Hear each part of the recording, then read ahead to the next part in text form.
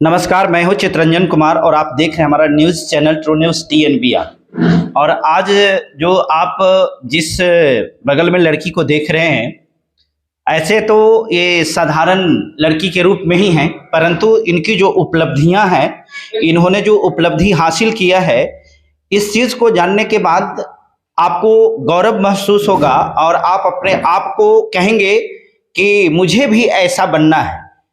सबसे पहले तो मैं चाहूंगा कि इनका परिचय मैं आपको करा दूं कि ये कौन है। सबसे पहले आप अपना परिचय बताइए। जी, मेरा नाम शोभा कुमारी है और मैं जहानाबाद से हूँ। आप अपने पिताजी का भी नाम बताइए। मेरे पिताजी का नाम श्री अर्जुन राम है। आपके पिताजी क्या करते हैं? मेरे पिताजी अभी पोस्ट ऑफिस में है। अभी आपके पास में यहाँ बहुत सारे लोग आए हुए थे आपको बधाई देने के लिए। आपने ऐसा कौन सा उपलब्धि को हासिल किया है? जी, मैंने 66वें BPSC में अभी चयनित हुई प्रखंड पंचायती राज पदाधिकारी के तौर पे, तो वो लोग मुझे आशीर्वाद देने के लिए आए थे। आज ये जहानाबाद जिला के जो है, ये जहानाबाद जिला के ये जो लोकेशन है, इस लोकेशन के बारे में हम अपडेट आपको कर दे कि ये सारा जो मोहल्ला कहलाता है रामगढ़ के नाम से जाना जाता है। और अभी इन्होंने 66 BPSC जो है ये क्रैक किए हैं, इनका रिजल्ट इसमें आया है। और मैं आपको बता दूं कि इन्होंने जो इनका अटेम्प्ट था, अच्छा ये बताइए आपका कौन सा अटेम्प्ट ये था? सर, ये मेरा दूसरा अटेम्प्ट था। तो फर्स्ट अटेम्प्ट में आपका नहीं हुआ था, क्या ऐसी कमी रह गई थी?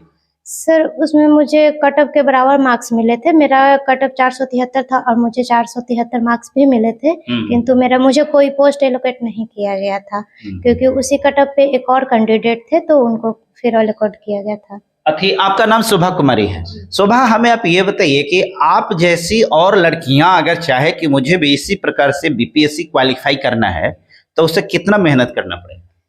और सर, अगर इसके लिए मेहनत की बात है तो अगर आप मेहनत करते हैं तो मुश्किल से साल से 2 साल, इससे ज्यादा समय नहीं लगता।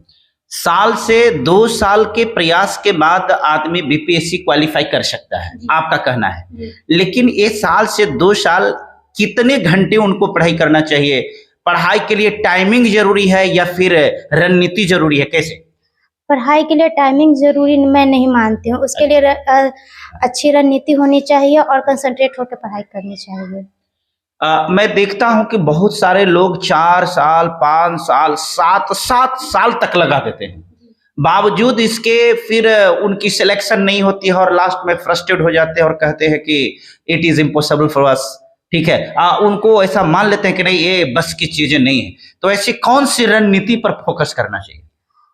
BPSC को अगर अभी देखें तो उसके सिलेबस के अकॉर्डिंग अगर हम पढ़ाई करें, क्योंकि अगर पढ़ने के लिए तो मार्केट में बुक बहुत सारे हैं, लेकिन सिलेक्टेड बुक को हम बहुत सारे बुक ना पढ़ के एक सिलेक्टेड बुक पढ़ें और उसको बार बार हम रिवीजन करें। और खास करके एक न्यूज़पेपर तो हमें पढ़ना ही चाहिए, और मैगजीन। तो ये न्यूज़पेपर, आपने किस न्यूज़पेपर को पढ़ा? मैंने प्रभात खबर को पढ़ा था। और मैगजीन में BSC क्रॉनिकल आती है, एक जो सिविल सेवा के लिए स्पेशली आती है। अच्छा, तो उसको आपने पढ़ा था या फिर उसको एकदम रट लिया था? नहीं, उससे पढ़िए और फिर जो हमारा मेंस का सिलेबस है, अपना राइटिंग स्किल डेवलप करिए और जो फैक्ट है वो आपको याद होनी चाहिए। तो मेरे ख्याल से इससे अच्छे मार्क्स गेन होते हैं। BPSC का क्रॉनिकल जो मैगजीन आता है, आपने उसका भी सहारा लिया। आप किसी कोचिंग वगैरह में पढ़ाई किए या फिर घर पर सेल्फ स्टडी करके, कैसा हुआ? नहीं, मैंने कोचिंग मार्गदर्शन के लिए लिया था राकेश रंजन जी के निर्देश में, और उसके बाद फिर मैंने अपना सेल्फ स्टडी को भी ध्यान में रखा। तो ये आपने ये जो कोचिंग बताया, ये कोचिंग कहाँ में लोकेटेड है? और ये पहले गोपाल मार्केट में पटना में चलता था, किंतु अभी अशोक राजपथ में ये शिफ्ट हो चुका है। तो आप अपनी सफलता का श्रेय जो है किनको देना चाहेंगे? हम अपनी सफलता का श्रेय अपने मम्मी और पापा को देना चाहेंगे और अपने भाई बहन जी को। और दूसरी बात, वो बाबा साहेब अम्बेडकर, क्योंकि उनके कारण ही आज मैं यहाँ पे हूँ। आपने जिन जिन लोगों को सफलता का श्रेय दिया, वास्तव में उनको तो सफलता का श्रेय जाता ही जाता है, परंतु मुझे लगता है कि थोड़ी सी आप बेईमानी कर रहे हैं। वो बेईमानी इस मामले में है कि एक और शख्स हैं। हाँ, मेरे गुरु है ना, राकेश रंजन सर जी। हाँ जी, क्योंकि उनके बिना आपकी सफलता जो है शायद अधूरा रह जाता जी। क्योंकि मेरा मानना है कि सफलता के लिए ये बात तो सही है कि आपकी मेहनत थी, आपकी लगन थी, लेकिन आप जितना मेहनत और लगन किए हैं, टीचर भी उतना मेहनत और लगन आपके पीछे किए हैं। जी है ना? राकेश रंजन सर जी बहुत ध्यान देते थे हम लोगों के ऊपर। जब पीटी का हमारा क्लास चलता था तो वो दो कभी 3 शिफ्ट में भी हम लोगों को बुलाया करते थे। जी आपकी इस सफलता से सबसे ज्यादा खुश कौन है? मेरे पापा। क्यों? क्योंकि पापा इसलिए खुश है क्योंकि हम पहली बार देखे कि जब मेरा रिजल्ट आया था तो मैंने सबसे पहले अपने पापा को बताई थी। अच्छा। और उसके बाद मैं अपने सर को बताई थी। तो सर भी मेरे बहुत खुश थे क्योंकि पिछली बार मेरा नहीं हुआ था। मैं उनकी कोचिंग की फर्स्ट लड़की हूँ जो फर्स्ट अटेम्प्ट में अच्छा।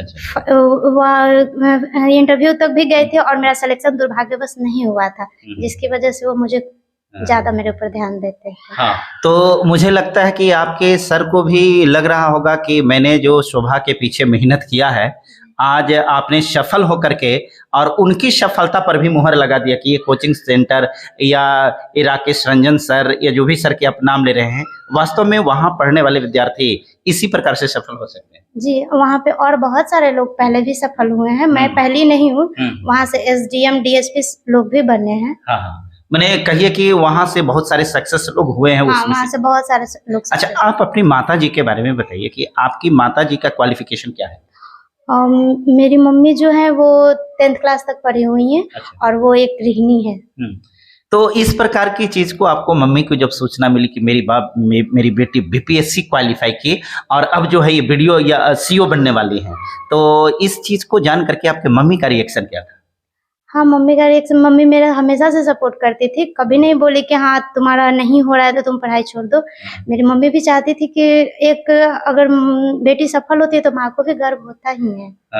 जी शोभा, अब एक बात बताइए कि चूंकि आप जिस कुर्सी पर जा रहे हैं वो कुर्सी एक जिम्मेवार कुर्सी है, उस कुर्सी पर बैठ करके आपको एक बहुत बड़ी जिम्मेवारी को निभाना है।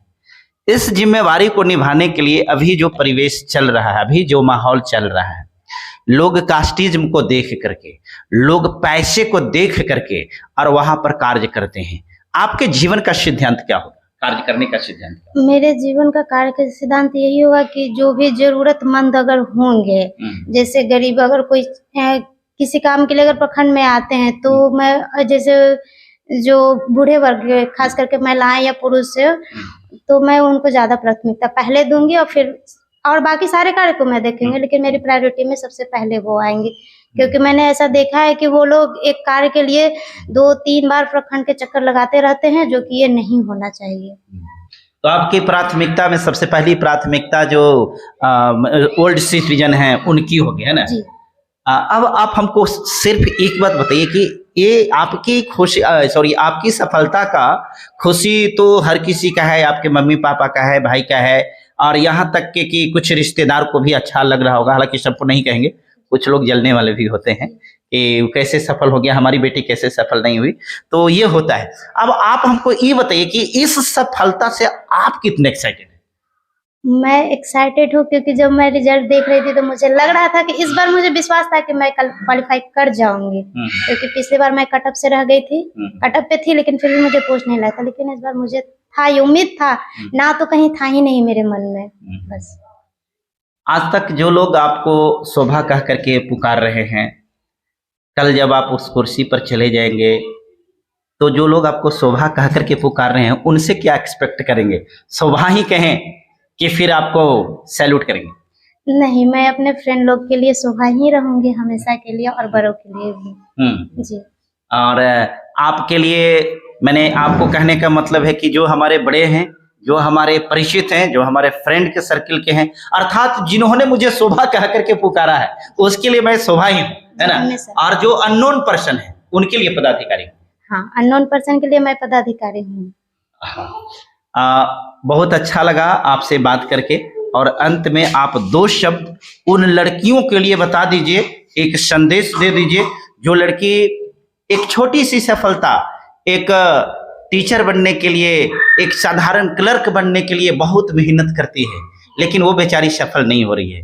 इसलिए एक छोटा सा संदेश उनके लिए बता दीजिए कि वो अगर तैयारी करना चाहें तो उनको क्या करना चाहिए? अगर वो तैयारी करना चाहती हैं और उन्हें बाहर जाने का मौका ना भी मिलता है तो भी मेरा मानना है कि सेल्फ स्टडी करिए और कभी हिम्मत नहीं हारिए। एक ना एक दिन सिलेक्शन होता ही है, क्योंकि मेहनत करने वाले की कभी हार नहीं होती। तो आपका यही कहना है। देखिए, स्पष्ट इनका कहना यह है कि कोई भी लड़की या कोई भी लड़का, कोई भी कैंडिडेट जो अचीव करना चाहता अपना टारगेट को, अपना गोल को, तो उसे हिम्मत नहीं हारना चाहिए। और जो टारगेट होता है, तो लक्ष्य होता है, एम होता है, उससे भटकाव नहीं होना चाहिए, फ्रस्ट्रेशन लाइफ में नहीं आनी चाहिए। बस आपको संकल्प लेना होगा कि जब तक तोड़ेंगे नहीं तब तक छोड़ेंगे नहीं।